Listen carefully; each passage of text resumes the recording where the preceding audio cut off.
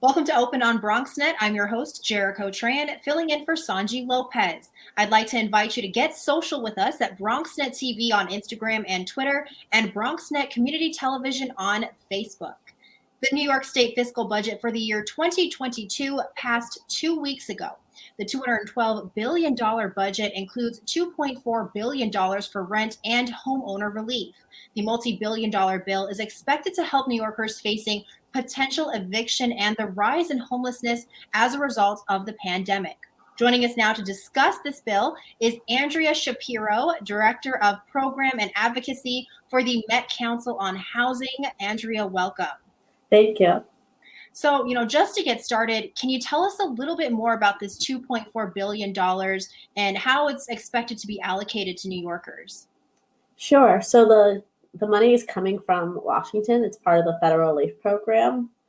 And what was decided in the budget is how New York is spending it. So we really have to thank Chuck Schumer and friends in Washington for getting us that much money in New York. We believe that tenants owe around $2.4 billion in rent from the beginning of the crisis. And so we actually do have enough money to cover all the back rent in New York, which is really exciting. So unlike previous programs, which were underfunded, this does have the money to help people. And we're really excited through a lot of advocacy, a lot of organizing, tenants showing up in Albany, in the Bronx, all over Manhattan, to really push to make this program as good as it can be. And that means that tenants can apply, that tenants will be able to apply in the future, making sure that landlords are forced to take the money, and that no one gets evicted because of COVID. Now, there have been critics of the bill who say that the bill does not require residents to prove COVID-19 hardships, and therefore the program doesn't provide protection against potential fraud. Do you see this being a large issue as the state tries to distribute money to those who need it? So the program does require proof. It very explicitly requires proof. What that proof is we don't know yet. The budget was just passed last week. It'll take at least a month for the agency to put together the program. It does allow for something called a self-attestation, which is a fancy way of saying you swear under oath that you meet the requirements. And this is very common for social service programs. Nearly all social service programs in New York allow for a self-attestation, and fraud rates are extremely low. And tenants don't get the money. So it doesn't help a tenant to swear that they qualify for this program because their landlord's getting the money. And so I think we really have to be more concerned about landlords making up tenants than a tenant trying to get extra help with rent. Let's keep everyone in their apartment.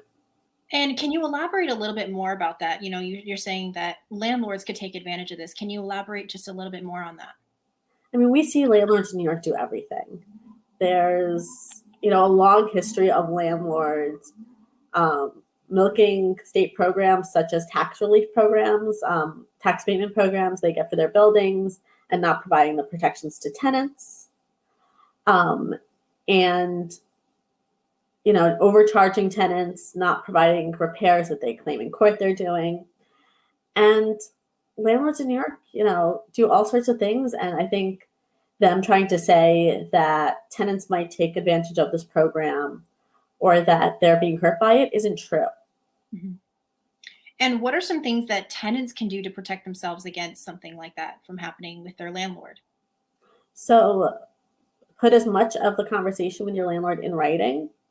Landlords can apply for the program with your permission, and just be very clear about what you're applying for, what you're signing.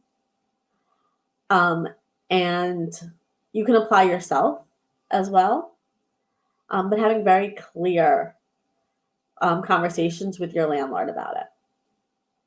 And what are some of the requirements needed to apply for this? I know it's a very new bill, but what are some of the requirements that we're seeing to apply for this once it comes out? Sure. So according to the budget, the program will be open to tenants who are under 80% of AMI, which for an individual is around $63,000, and for a family of three is around $83,000. And you can search AMI, Area Median Index, to find out the exact table of income requirements, but start getting together any income documents you have, particularly if you've applied for unemployment, those documents, if you have an email or a letter from your boss or your supervisor saying your hours are cut. Also, if you have any paperwork that would show expenses related to COVID, such as increased childcare or elder care costs, moving expenses, so you had a family member move in with you, that increased your costs, as well as medical related expenses. And should residents searching for housing right now, I mean, what should they be looking for if they are looking for a place to live right now? Sure, it's really important that tenants actually visit where they plan on moving to. We've heard from a lot of people who didn't see the apartment that they were moving into. The broker said, we're not doing that right now. They move in and it's not what they were promised at all. It's not the apartment they were shown on video. So it's really important to actually see the apartment, test out outlets, faucets, talk to neighbors if you can, is always great.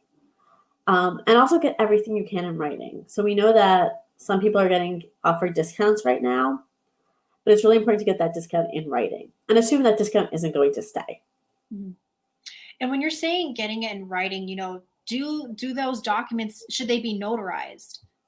No, they don't need to be notarized. Just having something in an email, even a text is often good. Mm-hmm.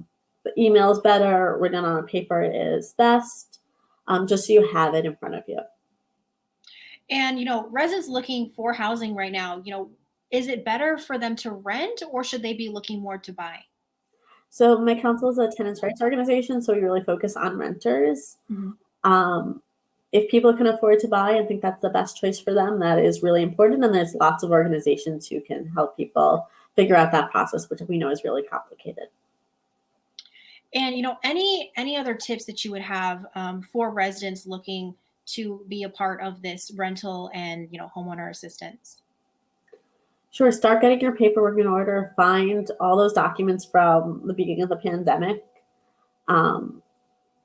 And really pay attention. We don't know when this program will open up. Mm-hmm. And it might be a month, it might be 2 months. If you're getting harassing letters from your landlord about rent, please contact the Met Council or another tenants group. A local elected official can also help. Right now, we do have an eviction moratorium in New York State. That means if you've had a hardship or increased expenses, you're protected from eviction. And your landlord can't just say you're evicted. No one should leave just because your landlord says, I'm going to take you to court or you're evicted. You have to go through the court process before you're evicted. There's lots of steps in between. So it's a long process to make sure that everything is done legally. And so don't leave, call someone, tell someone. I know it's embarrassing to be evicted, to have owe back rent, but it's really important that we fight for our apartments and that there is help and that no one needs to leave their apartment right now. And do you have any other messages for New Yorkers, at this time? I think it's important that we continue to fight for what we need and make sure that every tenant is protected. We know that COVID rates are still pretty high in the city. And so it's important that we're able to stay in our homes, that we're not forced to move in with our friends and family, that we don't just give in to what our landlords are saying. And that we also think about homeless New Yorkers who were really left out of this budget and are suffering much more under COVID in congregant shelters on the streets. And that we also fight for them and that we make sure that they have a home to go to. Now, instructions for how to apply for this assistance have not been made available yet. But, for residents that are interested, where can they check up for instructions? How do they stay in the loop with this? Sure. So Met Council on Housing runs a tenants' rights hotline. It's open on Mondays 1:30 to 8, Tuesdays 5:30 to 8, Wednesdays 1:30 to 8, and Fridays 1:30 to 5. The number is 212-979-0611. And as soon as the program opens, we will be helping people apply for it. And, do you see, how many people do you see applying for this ballpark? there's 1.4 million tenants who are behind on rent. We know there's 40,000 cases in New York City that were brought in the short period when landlords could bring court cases. So we know that the site's probably going to be overwhelmed. We know it's going to feel like a rush. People should know that there is a lot of money in this program. And so unlike other programs, you are likely to get some, but you do need to pay attention. You do need to apply. And for more information, how can folks get into contact with you? Sure, calling our hotline is the best way. And the number again is 212-979-0611. The Met Council's website at metcounciloonhousing.org is also a place where we always put the information. Awesome. Well, thank you so much, Andrea. This was extremely helpful. I appreciate your time. We will be right back.